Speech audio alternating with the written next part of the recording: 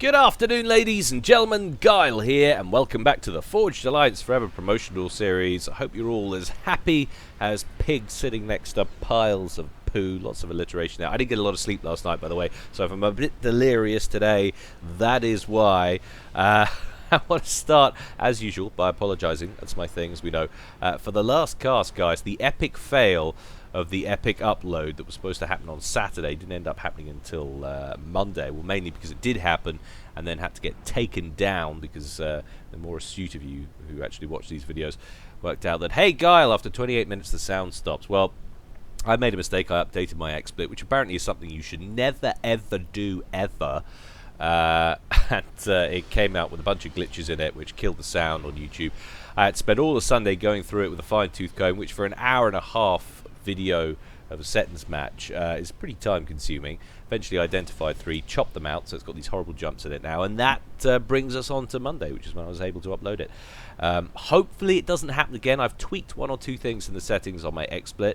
If it does, I will be going through it again prior to upload and trying to chop out the affected areas again, and I will then roll back to a previous version, and hopefully it won't happen anymore. But hopefully it was a one-off thing. Maybe my computer spazzed. Who knows? But that is the way of things. Anyway, we're changing it up as usual. So we had a epic last week, epic 4v4 season. So we're back to pro level ladder for today. I'm excited. It's going to go down on Loki. The players are ready. You guys are ready. And I'm sure as hell ready. So let's go on over to the game zone and see how these guys are going to get on. Loki, we know what we're dealing with here. Let's bump it to +2 while we make our introductions. Up here, going first, top right, in the red corner, it's none other than my good friend TA4Life, going by his pseudonym these days, ATHUG4Life, but he's not fooling anyone. Very sadly, going his customary Cybrin these days. He has abandoned the Aeon Princess. Burke would be utterly, utterly ashamed of him. But there we go. He's glory hunting with those experimentals and all the other juicy things that Cybrins get these days. Anyway, he's opening first land. Let's have a look at his opponent down here at the bottom left. It's none other than Tex. He used to go by Vortex, of course, had that clan handle in front of his name, but has now dropped that. Clan tags, of course, a function in FAF. Now able to go extra in the chat, so you don't have to have it in your name anymore, which is a shame, because I always thought he had some affinity with the atmospheric anomaly, but apparently not. He is just Tex. Maybe he's from Texas. Anyway, he's very sensibly going UEF, which is nice to see. So it's not going to have a mirror matchup for once in ladder, which is great, because I was getting really bored of self-harming underneath my desk during these casts. It's nice to take a break from that. There's only so much room on my arms. Probably not very appropriate stuff, but there we go. And he's opening first and second land, going third air. So expanding up the left-hand side with NGs, has got a couple of offensive units up. We've got these now. We can bump this back to normal speed. So he's got 1 Snoop and a Striker out. Looked like the Snoop was getting a bit excited there as he rolled off the conveyor belt, left without his backup, and then, oh yeah, I meant to be scouting for something, and came back. There we go. Meanwhile, lots of Mantis pouring out of the factories for TA4Life. They're heading out into the middle. Got 1 mole going out to the left, 1 mole heading south onto the plateau. All of these places where your opponent might be trying to hide units, trying to snipe your engineers. Getting consistent scouts out all over the place. In fact, Snoop's going out en masse for Tex. We now have 3 in this area alone. We probably were a little bit optimistic. We could bump that back up to +2. ACUs on the move at almost identical times now. You can see both of them leaving the base, and if we pull up their waypoints, you can see both of them heading to this side. Very, very standard stuff indeed. 1 engineer going to go on a mass reclaim binge around the side of that cliff edge there. But both the ACUs likely to come here, likely to pick up these mexes, and also likely to throw down a land factory or 2. Very standard play indeed on Loki. You can see 1 Mantis stationed up here for TA4Life, wanting to catch any engineers that might get any grandiose ideas of crossing the pond here and trying to throw down a factory on the other side. And you can see there was a little bit of movement on this Striker and Snoop up here, as he would have identified Commander under attack. the issues there. When I identified one of those as a engineer, and then probably saw the backup and thought better for it, A bomber there in for Tex, gets shot down, gets 1 or 2 bombs away on top of the commander, but doesn't last much longer to do anything else. And there we go, absolutely swamped. Very nice play indeed. He wants to kill off this engineer, and it's worth losing a couple of units in the process to do that. Of course, you've got nothing else over here in terms of build capacity for TA4Life, so all of these mechs are going to have to wait a lot longer to get built. So nice hampering work from there. TA4Life probably enacted a similar tactic on this side, not seeing any engineers on this side of the field at all for the moment for Tex. TA4Life now advancing south, has that land factory online, stationed a couple of units down here at these 3 mexes to make sure Tex doesn't get any ideas. I like what I'm seeing with TA actually. It's got a whole bunch of Mantis over here by the pond now, all the areas where Tex is likely to try and expand to. And no sooner do I say it than an engineer tries to cross Lake Superior on his way to try and pick up some mexes. I think over that shoreline danger lurks, but he should get a little bit of fair warning there as the Inties fly overhead. You can see him changing tack and then ceasing the move command there. But Tex has broken through to the bottom right despite the progress of TA4Life's commander heading south, but still no build capacity down here, so he's not looking to make a grab for it just yet. If you do want to get build capacity in place ASAP on this, it's ideal. Of course, you've got your ACUs that are likely to advance down here and up here. If you can get some build capacity down here to throw down some PD, you can generally halt that push and hopefully make a play for those mexes. Bomber in for TA, wants to enact some vengeance against those strikers which are causing problems in the bottom right hand corner there for TA. Interceptors going after one another in the center. Bombers doing work for both players, in fact, at opposite corners of the map. But TA now advancing on all of this T1 on the ground, and Tex wisely withdraws. Doesn't want to spend any time hanging around that ACU. Generally not great for your health if you're a member of a small Tech 1 tank platoon. There's a game from the past. Any of you old fogies out there, you played Microprose's M1 tank platoon, throw it up in the comments section and let me know just how little hair you have left. Bombers causing problems in the bottom right hand corner there for Tex. An awful lot of them now, going to make it nigh on impossible to prevent TA from snagging this bottom right hand corner. His ACU already firmly in control of the 3 mexes to the west. Little group of Mantis breaking through to the cliff edge now, putting some pressure on that far western land factory. Tex dispatches a few strikers to kill him off, but he will lose a few engineers here. Oh, it's very sad indeed. Terrible stuff. One of those engineers had the winning lottery ticket on board as well. His back pocket. Terrible, terrible stuff. Got incinerated, so his wife and child will have to be deployed to the workhouses. And Tex does actually manage to claim those 3 mexes, gets a land factory online, and then starts work on a T1 PD. We do have quite a lot of T1 coming in now for TA4Life, but if Tex can grab that point defense, he should be set up all right to hold on to that for the moment. But he's definitely slightly behind in development compared to TA, who's just ahead of him on eco as well, 48 to 37 at last reading. Still three strikers on the ground in the bottom right hand corner though. Oh, you lucky engineer, out of there with just 1 hit point. You don't see that very often. 1 hit point on that engineer.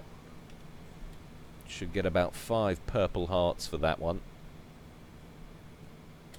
Running away on fire, but in comes some more build capacity now to complete construction of the bottom right-hand corner base, now that Tex has been well and truly evicted. Tex with rather a bad mantis infestation, though, to his left over here. Fortunately, nothing coming at him from the right in the immediate future, so he can leave that little forward position there with his ACU and try and hunt down these ground forces with that comm. Tex now at T2, so we're seeing pillars on the field. How does that compare? We're also at T2 there for TA4Life, who seems to be working on some rhinos. Quite a lot of T2 on the field now. See how many pillars we've got for Tex so far. Well, 20 on the field already. And the northern group is going to arrive just in time to help support Tex's ACU in mopping up the last of those creepy crawlies. Now we've got a couple of mexes that are under pressure up here from Tex. Down goes that radar, denying intel in that section of the map there for TA.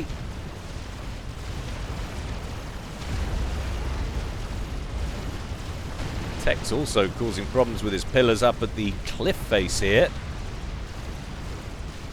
Central T1 mechs out of commission. That land factory down to 236 HP just as they switch up and go after the Rhino. And like TA actually control K'd that land factory. Knew it wasn't going to survive, so why offer one more kill in veterancy to these units?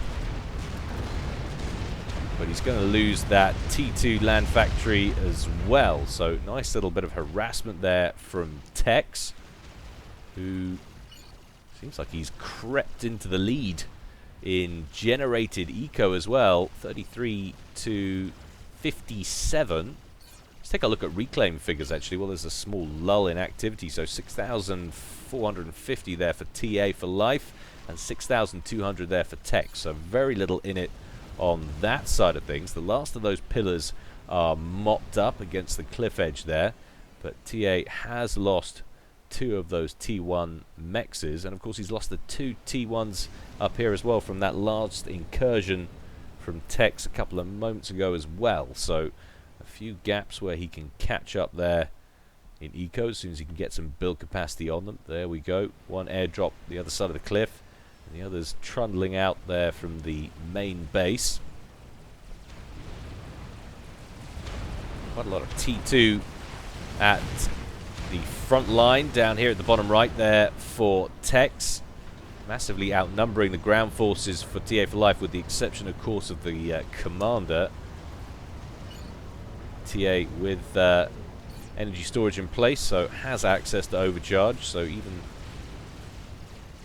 at modest advantage on the ground for Tex, not enough to persuade him to go in. Sensible decision. I like what I see here. The aperture in the center, in the little civilian city here, blocked off by wall sections, but the wall can't be completed thanks to some very selfish parking on behalf of one UEF citizen. Terrible stuff indeed. No doubt that's his apartment block that's being reclaimed as a penalty. Very harsh parking restriction penalties for the UEF townships. And a TAC missile manages to collide with one T2 mass pump, takes it down to 500 HP. Another missile will do it. There's the launcher from TA. So TA going for mass TAC missile spam. Denial, why not?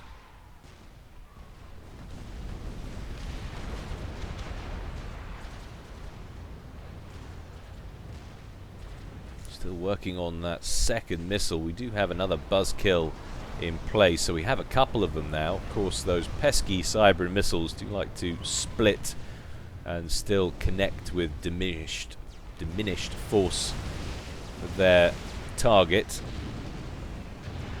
Just the nature of things. And one Medusa manages to sneak through the aperture there. Doesn't last too long. But in comes another attack missile. Ooh, and one third of it makes it through to deny the next fusion that was under construction. Didn't have any build capacity around it committing to it though. There's another fusion in there which is prime target, but I don't think we're going to be seeing any attack missiles reaching through that far into the base. Not with the TMD in place at any rate. Another missile incoming. And nothing connects. That was indeed going for the fusion. But a little run by there from the forward force for Tex, making its way around TA4Life's ACU position on the hillock here. That ACU with a stealth gen on board and currently building Cerberus turrets, making sure that little topographic highlight there on the bottom of the map is well defended. The only problem is, awful lot of pillars just scooched right past it and is now threatening your other positions. So bottom right hand corner potentially under threat. That's 2 T2 mexes and 2 T1s. And of course the T1 mexes once again up against the cliff face are potentially in danger as well. Down goes that T1 land factory. Nice mix of Lobos in there as well, just to add a little extra damage onto those structures and units. And interestingly enough, he didn't push through into the main base, or the main forward position at the bottom right hand corner here. Do have one auto gun in place. Instead he's gone for the 3 mexes in the middle and the arguably stronger position,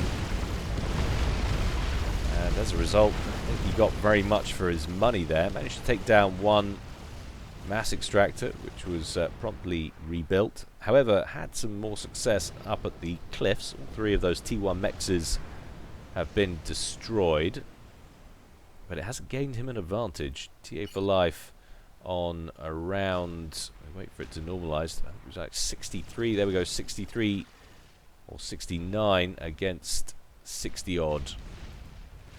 So in the lead on generated eco.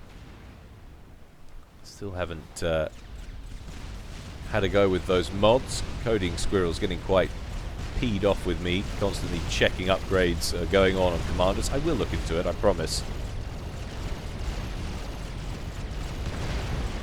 But a nice little push here at the top from Tex. Wipes out the static defense. Takes down those 2 mass extractors once again.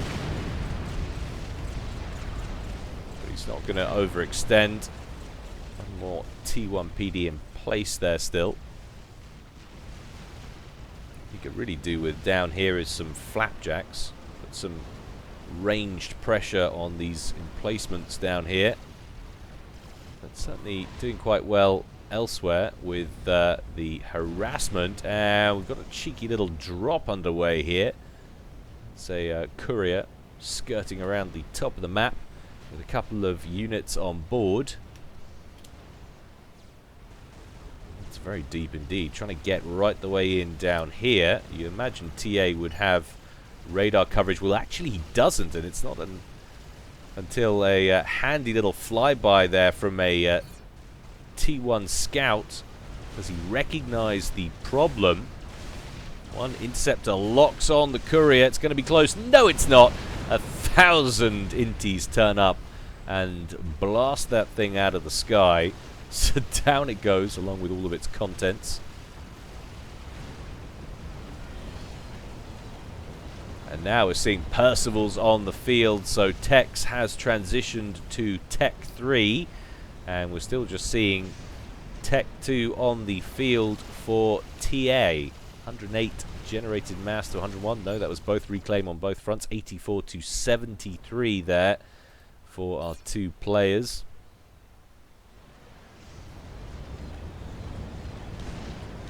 This should be interesting. I'm wondering if the reveal of this Percival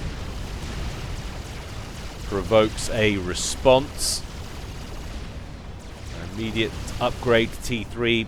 On behalf of TA4Life, we shall wait and see. First of all, not actually faring that well. Overkill, always a problem against the smaller units. But when he's got pillar support, they're pretty darn deadly at this stage of the game. And those rhinos are going to retreat in the face of overwhelming UEF firepower. Lovely thing to see indeed. I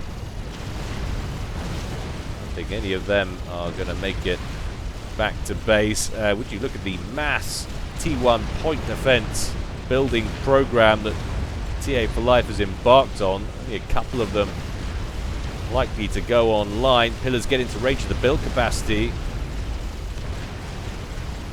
And they promptly get popped, but they managed to get 2 more online up here. But Tex runs out of units. He's going to have to back up. Meanwhile, down here on the bottom, TA has been making some gains with his commander as well.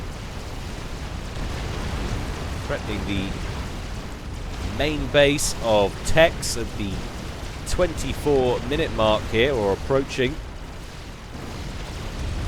Overcharge deals with the Percival, and suddenly Tex finds himself very light on the ground indeed, with virtually no defense in the main base against ground attack at all. And his ACU, which he might use to help repel some of those troops, is way up here, too far away from anything to help.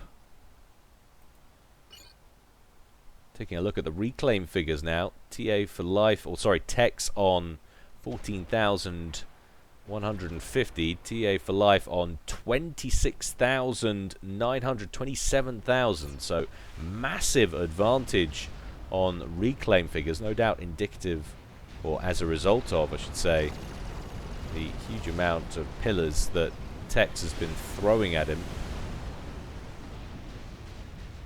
Still an argument, I think, in this game for nerfing reclaim just a little bit.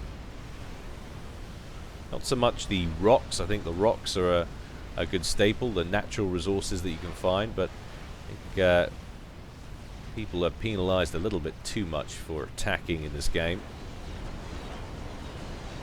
More TAC missiles away, going after that exposed Tech 2 mass extractor, and we've already lost 1 buzzkill. In fact, down goes one of the land factories further back, so quite a lot of TAC missiles inbound now.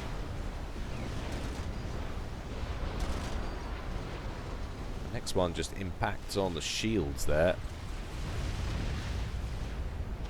Courier drops off its Percival right in the back there, which is going to manage to snipe a T2 P-Gen. Very nice indeed. What's that do to TA4Life's power? Well, it leaves him a little bit light in the pocket there as the net power drops into the yellow.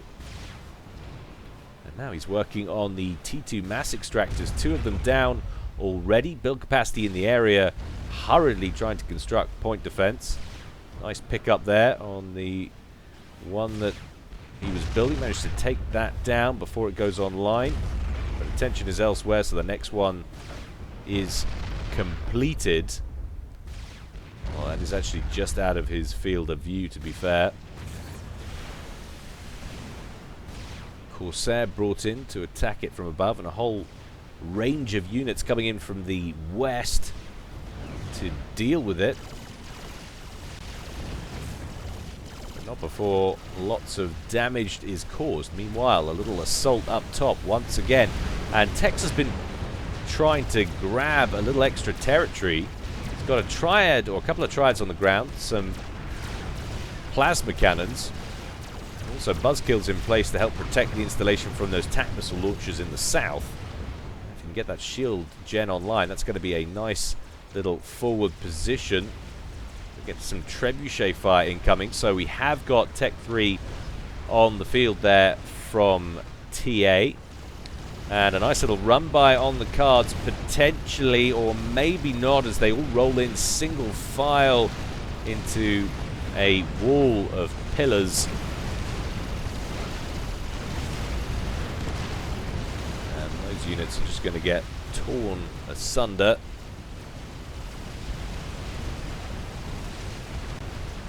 TA backed up once again to his fortification further back, and we've got another drop this time from TA, a brick on board a skyhook. Where is he headed with that? Well, he's going to drop that off in the bottom left-hand pond, and that would suggest to me a little sneak attack on the main base. He says 2 can play at that game if you're going to try and drop T3 units in behind enemy lines. And Percival, getting ideas above his station there, gets finished off by a Corsair around the back of TA4Life's base.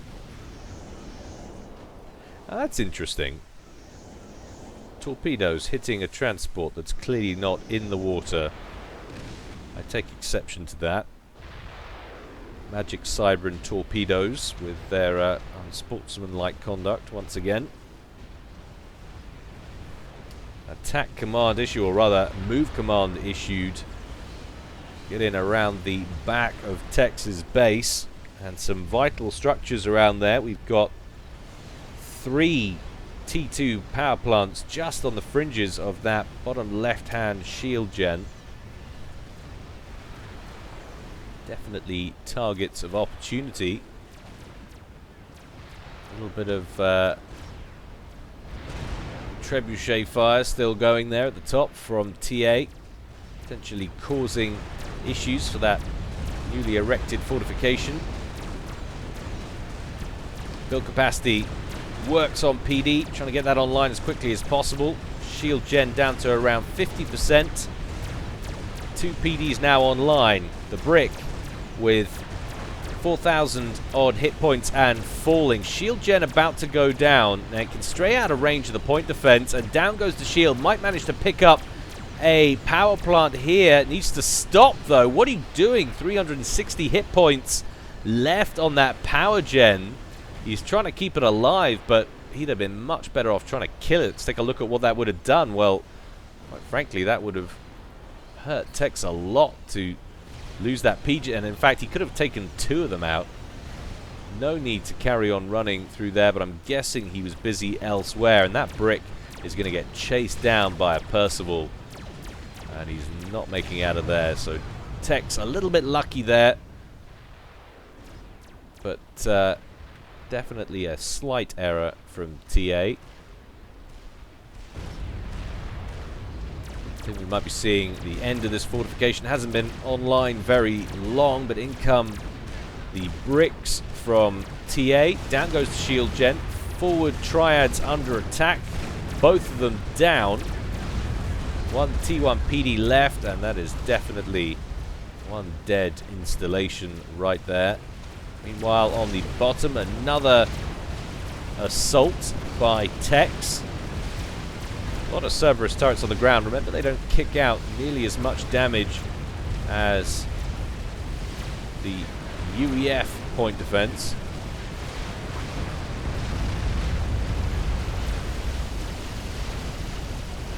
But a lot of units on the ground. Too much for those Percys, I think.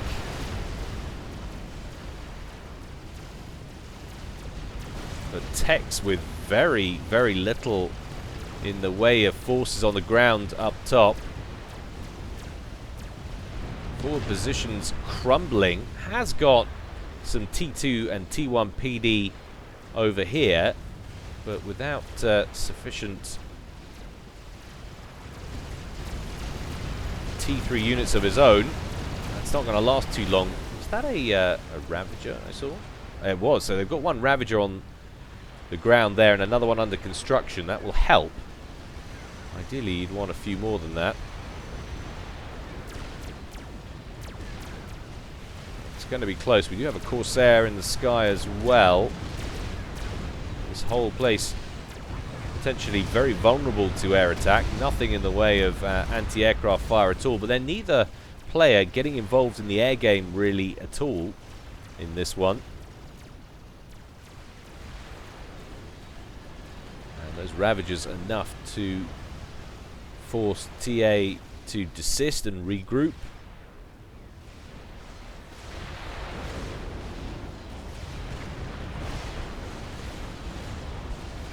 Two main conflict zones in this one being fought over more or less relentlessly for the last 10 minutes or so as we approach 35 minutes in this one.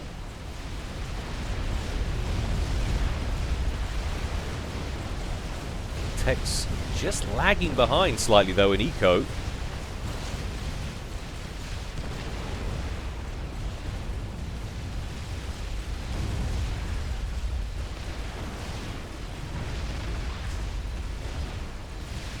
Little bit of an air engagement kicking off over there, and I said there's not a lot going on in the air game. Well, there's certainly no real investment in large quantities of T2 or T3 air, but Tex is an enormous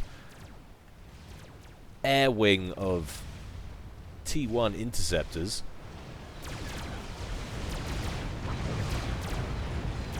And Percival's with their own parashield to boot, usually a pretty deadly combination. Parashield dies off.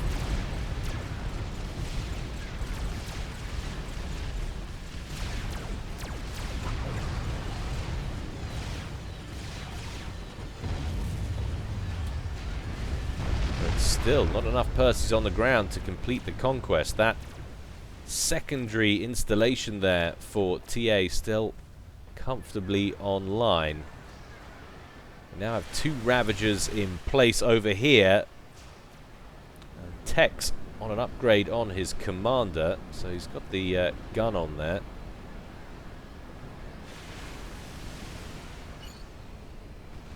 Needs to be careful though. Hasn't got any power store at all. Just a little bit low on power generation there. He's bringing his ACU in to try and prevent this assault at the top left. He's got 4 T2 mexes that he definitely doesn't want to lose. But he needs to be a little bit careful here. Anxious to overcharge one of the bricks.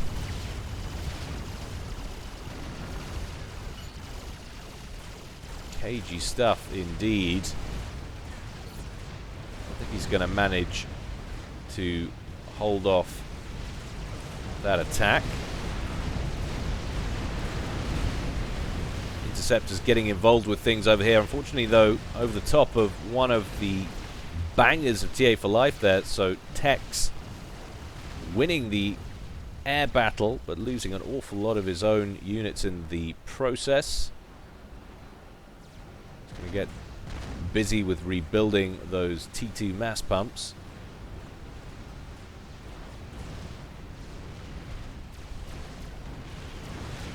That's a lot of bricks making their way across the center of the map there. This whole area pretty light for both players actually, here and here on both sides of the map. Tech still trying to make progress on the bottom front down here, but just enough bricks coming out of the 2 land factories on this side of the map to keep Tex at bay. But this would really scare me right now if I was Tex. That's a lot of bricks, a lot of concentrated firepower all in one place.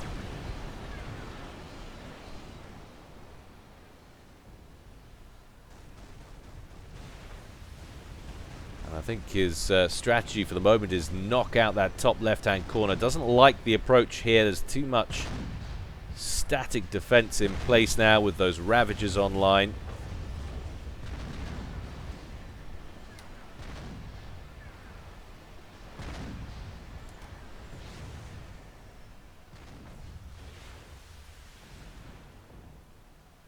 The longer this goes on, the further ahead TA4Life seems to be getting.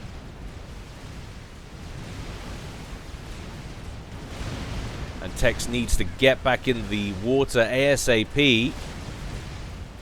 A lot of interceptors in the area for TA, so a comm evac isn't going to be easy. Hasn't even got a T2 transport to get the comm out of there. Lots of bricks now beelining for Tex's comm. He has power in the tank to overcharge. Trouble is, of course, remember the bricks do have torpedoes, so even underwater it can cause problems for that ACU. Tex still above water as well as the bricks. He ducks under, but now The torpedoes come into effect as well, and some torpedo bombers brought in as well from TA4Life, prepared for the maneuver. Tech's down into the red, 4,000 hit points, tries to duck back out of the water to nullify the cormorants, but then runs headfirst into the brick fire. And Tech says it's a silly way to end a great game. Yes, it was, because that really was an entertaining game. 40 minutes, and both sides holding up well, but Tech's with a little overextension and a lack of protection for his commander gets it picked off. Very nice play from TA4Life. Hope you enjoyed that, guys. There's always more to come from me in the future. In the meantime, stay well and stay safe. This is Guile signing out.